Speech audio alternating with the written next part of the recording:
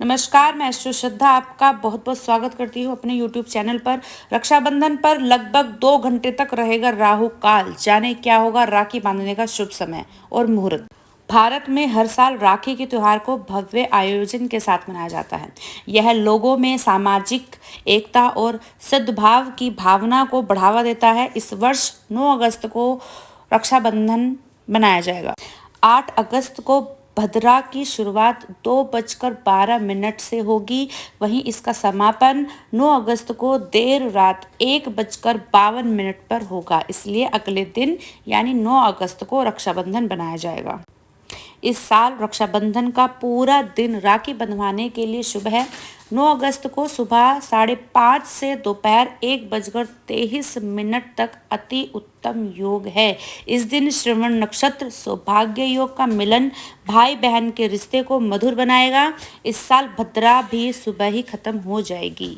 श्रावण माह की पूर्णिमा तिथि के दिन बहन अपने भाई की कलाई पर रक्षा सूत्र बांधती है। यह पर्व भाई बहन के आपसी प्रेम, विश्वास और स्नेह का प्रतीक है। इसमें बहनें अपने भाई की कलाई में राखी बांधती हैं और भाई उनकी रक्षा का वचन देते हैं।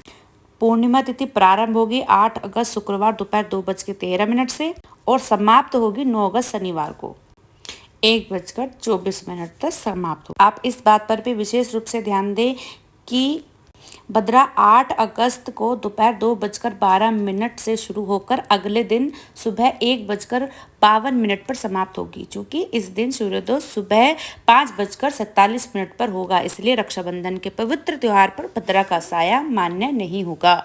इस दिन बहनें अपने भाइयों की कलाई पर राखी बांधती हैं और उनकी लंबी उम्र और खुशहाली की कामना करती हैं। भाई भी अपनी बहनों को उपहार देते हैं और उनकी रक्षा करने का वचन देते हैं। साथ ही सवाल आता है रक्षाबंधन क्यों मनाया जाता है, इसकी शुरुआत किसने की थी। इसके पीछे कई पौराणिक कथाएं हैं, जैसे इंद्र और इंद्राणी की कथा। एक कथा के अनुसार देवताओं और असुरों के बीच युद्ध छिड़ा था, जिसमें देवराज इंद्र हारने लगे थे। तभी इंद्राणी ने इंद्र की कलाई पर धागा बांधा, जिससे इंद्र विजयी हुए। दूसरा महाभारत की कथा। महाभारत में भी रक्षाबंधन का उल्लेख है।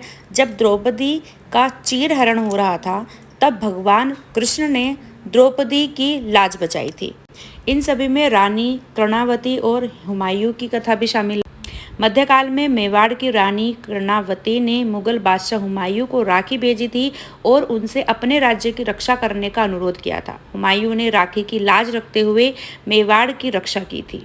ये कुछ प्रमुख कथाएं हैं जो रक्षाबंधन के त्योहार से जुड़ी हैं। यह त्योहार भाई बहन के प्रेम, सुरक्षा और स्नेह का प्रतीक है। इसमें देवी लक्ष्मी और राजा बलि की कथा भी शामिल है।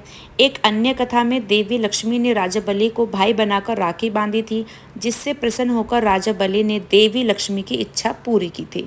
यह त्योहार सिर्फ भाई बहन तक सीमित नहीं है। यह ध्यान रखना महत्वपूर्ण है कि रक्षाबंधन का त्योहार केवल भाई बहन तक ही सीमित नहीं है। यह किसी भी दो व्यक्तियों के बीच प्रेम, सम्मान और सुरक्षा का बंधन हो सकता है, चाहे उनका कोई भी रिश्ता हो। जानकारी अगर अच्छी लगी है तो वीडियो को ज़्यादा से ज़्यादा शेयर करें। चैनल पर अगर नए आए हैं तो चैनल को सब्सक्राइब करें। नमस्कार।